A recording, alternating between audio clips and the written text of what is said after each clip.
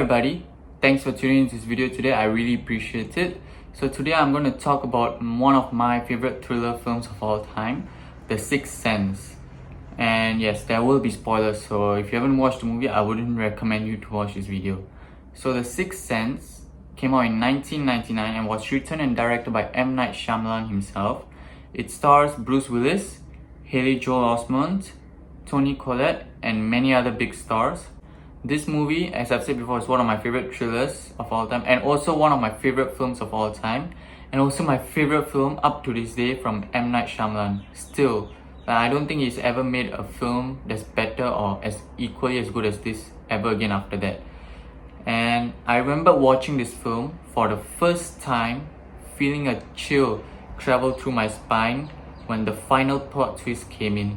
It's just incredible. I remember being so frightened that my eyes widened during the I see dead people just walking around normal people, and when the boy who got shocked walked across the room, when the girl jump scared us from under the bed, and again chills down my spine when we realized that the mother has been poisoning her own daughter.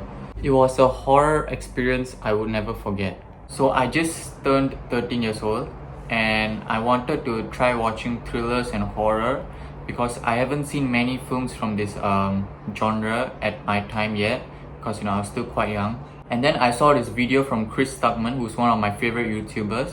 By the way, congrats to him, he's making his own film Shelby Oaks. Definitely gonna check that out soon. And since he made a video on that, I decided to watch the video and then see the movie for myself, see how good it is.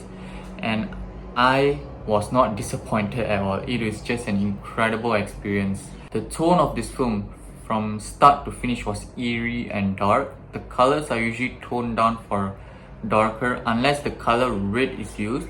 By the way, the color red was used to symbolize the presence of the dead, which is really genius, by the way. And then can we talk about the brilliant musical score by James Newton Howard? It's just brilliant. This movie is just so amazing. So this movie follows our child psychologist, Dr. Malcolm Crowe, played by Bruce Willis himself, as he tries to help this child, Cole, with his problems where he sees dead people walking around like normal people, which is a very cool concept, by the way.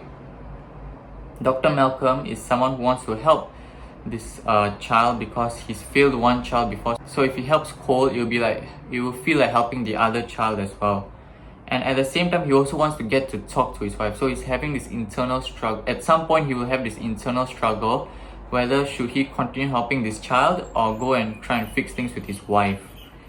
And Cole, who wants help to get rid of his problems, and Lynn, played by Toni Collette, wants to be able to help her child.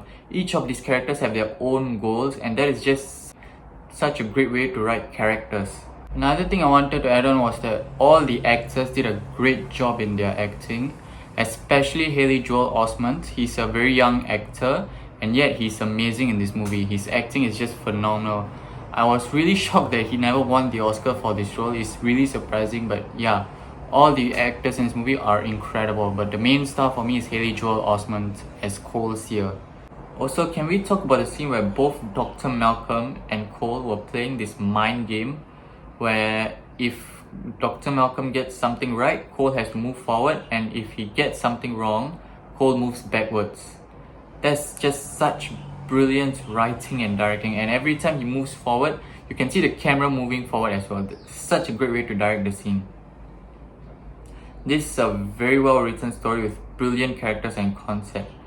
And after some time, Dr. Malcolm had this internal conflict. He decides to go help make things better with his wife.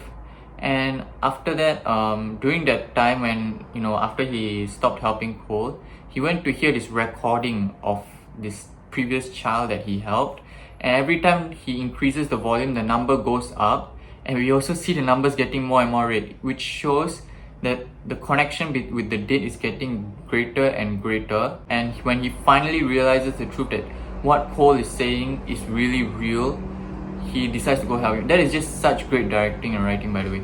Can I say that again? And not only that, we also see the red being used for the balloon that went up the staircase, for the door at the church, and for the doorknob that Dr. Malcolm tried to open at first but couldn't open. Also, speaking of balloons, I'm pretty sure M. Night took some influence from it. I've never seen the movies, but I've read the book, so I know what the books are about. So It is a book by Stephen King, and there are terms being used like stuttering Bill.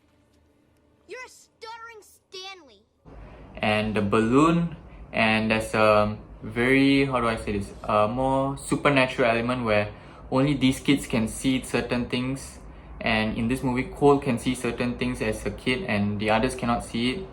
So I'm pretty sure he took some influence from the storybook It, which is brilliant by the way. So yeah.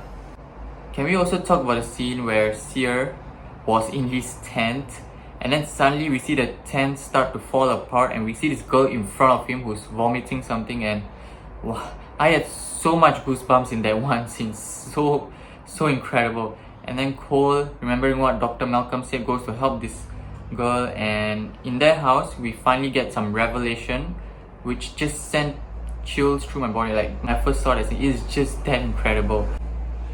Another thing is that about this movie is that both Cole and Sin had such a great end to their character arc. So, and Cole picking up his sword, and Lynn getting to talk to Cole about her dance, about her own mother and her coming to her dance, and her own mother being proud of her for that dance is just such a great way to write characters, such great character arcs. Then we come to see Malcolm. The way the plot twist unfolds, like we have been watching this entire movie and the plot twists were just hidden, and just that we didn't notice them. I mean, they were not really hidden, we just didn't notice them. And that is just such a great way to write a plot twist, and it made me rethink everything that happened before, and that is such an incredible way to write a plot twist. I hear people saying once you know the plot twist, there is no point in watching the film anymore. I tend to disagree with this viewpoint because the plot twist in this film is incredible, don't get me wrong, but there's also such a great character arcs which I believe should not be ignored when talking about this movie. And it's also very sad knowing that after making such bangers like The Sixth Sense, Unbreakable, Signs, and even The Village — I really like The Village, but it's getting a lot of hate for some reason.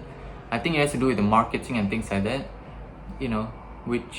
so I really love this. And these bangers he made back to back, and after that he just went to make some horrible films like The Last Airbender remake, and oh my goodness, The Happening, such horrible remakes. So yeah, this was the film that got me into horror in the first place. Still my favorite horror film and thriller film of all time. So that's that. Let me know what you thought in the comments. Before you like this video, like the video. If you want to see more, subscribe to my channel, and yeah, see you next time. Thanks for watching.